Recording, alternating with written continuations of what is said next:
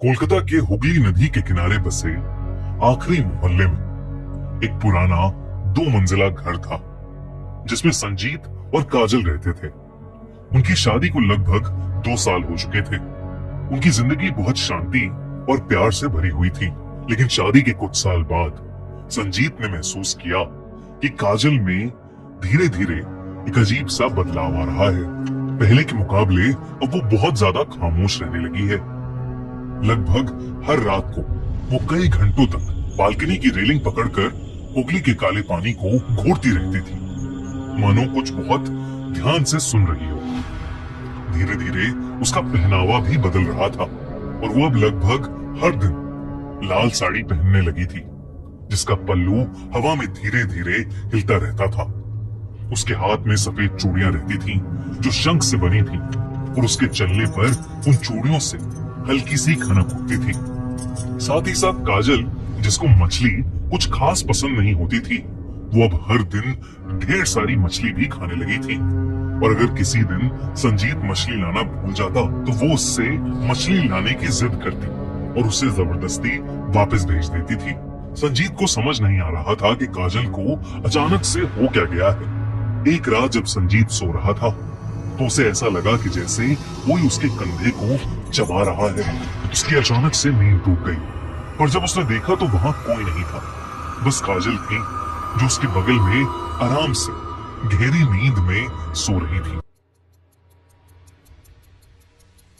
अगली सुबह संजीत उठा तो उसे अपने कंधे और गर्दन में बहुत तेज दर्द महसूस हुआ, जैसे किसी कीड़े ने उसे काटा हो। उसने देखा तो उसके कंधे और गर्दन पर गहरे दांतों के निशान थे, जिसे देखकर वो घबरा गया। उसे शक हुआ कि कहीं काजल ने तो उसे नहीं काटा। संजीत को अब अपनी वाइफ काजल की हरकतों से डर लगने लगा था। एक रात संजीत की नींद अचानक से टूट गई जब उसने किचन से एक डरावनी और अजीब सी आवाज सुनी, जैसे कोई जानवर कुछ चबा रहा हो। काजल बेड पर नहीं थी। संजीत उठा और काजल का नाम पुकारते हुए किचन की तरफ गया। पूरा घर अंधेरे में डूबा हुआ था और सिर्फ फ्रिज की हल्की सी रोशनी में थोड़ा सा किचन दिख रहा था।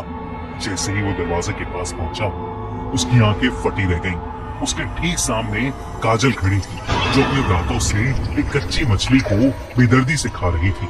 मछली का खून उसकी उंगलियों से टपककर फ्लोर पर गिर रहा था और उसकी होंठ और दांत खून से सने थे। अचानक काजल ने अपनी गर्दन संजीत की तरफ घुमाई। उसकी आंखें एकदम लाल थीं।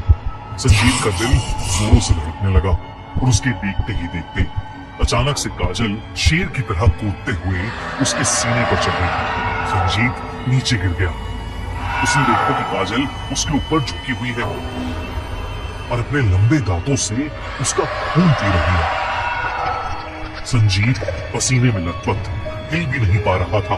काजल के उल्टे पैरों पर पड़ी और वो देखते ही संजीत इतना घबरा गया कि वो बेहोश पड़ गया। अगली सुबह जब संजीत की आंख खुली तो वो अपने बेड पर आराम से सो रहा था और सब कुछ बिल्कुल नॉर्मल लग रहा था। रोज की तरह काजल किचन में ब्रेकफास्ट बना रही थी और उसके हाथों की वो सफेद शंख की चूड़ियां पूरा टाइम खनक रही थी। बिना काजल से कोई सवाल किए संजीत चुपचाप किचन तक गया। उसने फ्रिज खोला और देखा कि फ्रिज में रखी 4 किलो मछली गायब थी। अचानक संजीत को अपनी गर्दन पर एक जलन महसूस हुई। उसने बाथरूम के शीशे में जाकर देखा तो उसके शरीर पर दांतों के गहरे निशान अब भी थे। ये सब देखकर संजीत का दिल जोरों से धड़कने लगा। वो इतने दिन से एक ही घर में किसके साथ रह रहा था, क्योंकि वो औरत काजल नहीं हो सकती थी। बिना वक्त गवाए संजीत इस दिन सीधा शोभा बाजार के एक पुराने तांत्रिक के पास गया। लोगों का कहना था कि वो तांत्रिक बुरी आत्माओं को पहचान कर उन्हें वश में कर सकता है। संजीत ने उसे अपने साथ घट रही सारी बातें बता दी। तांत्रिक कुछ देर तक चुप रहा, फिर आंखें बड़ी करके बोला, तुम्हारी बीवी पर शाक चुन्नी सवार है। उसने बताया कि शाक चुन्नी एक बहुत भयानक डायन है। वो औरत जिसकी शादी से पहले वो मर जाती है, वो एक ऐसी आत्मा बन जाती है जो शादीशुदा औरतों के शरीर में घुसकर उनकी जिंदगी जीने लगती है और अपनी ख्वाहिशें पूरी करने लगती है। और फिर धीरे धीरे घर के आदमी का खून पीकर वो उसे कमजोर बना देती है। तांत्रिक ने यह भी कहा कि जब तक वो संजीत के शरीर से खून की एक बूंद ना खत्म कर दे, वो कहीं नहीं जाएगी। उसने संजीत को आगाह किया कि अगर जरा भी देर हुई तो वो आत्मा उसे मार देगी। संजीत को उस तांत्रिक की बात पर पूरा यकीन था। उसने भी बचपन से शाप चुन्नी के कई किस्से सुने थे, लेकिन उस दिन से पहले उसे ये सब काल्पनिक लगता था। पर उस दिन नहीं, वो उस तांत्रिक को लेकर सीधा अपने घर चला गया। शाम ढल चुकी थी, अंधेरा होने को आया था। तांत्रिक मंत्र पढ़ते हुए घर के अंदर घुसा। घर का तापमान अचानक गिरने लगा। एकदम से बहुत तेज ठंड हो गई। ड्राइंग रूम में चुपचाप खड़ी काजल की आंखें धीरे धीरे खून सी लाल होने लगी और उसकी चूड़ियां तेजी से खनकने लगी। जैसे जैसे मंत्र तेज हुए, काजल तेज घबराने लगी और एक झटके में उसके बाल बिखर गए और उसका पूरा चेहरा गुस्से से भर गया। ऐसा लग ही नहीं रहा था कि वो काजल हो। वो शाप चुन्नी डायन में बदल चुकी थी।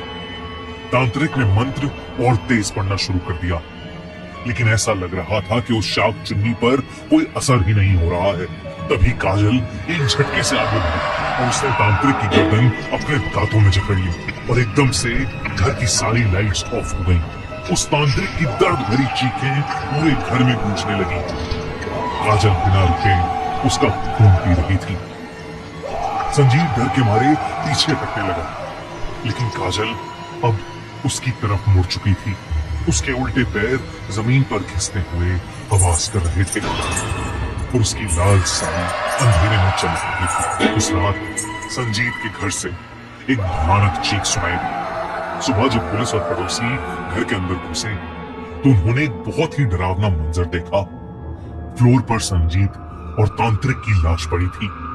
उनके शरीर पर गहरे बाइट मार्क्स थे और सबसे अजीब बात ये थी कि उनका शरीर एकदम सफेद पड़ा था, मानो खून की एक बूंद भी नहीं बची हो। डॉक्टर्स भी समझ नहीं पा रहे थे कि इनकी मौत की असल वजह क्या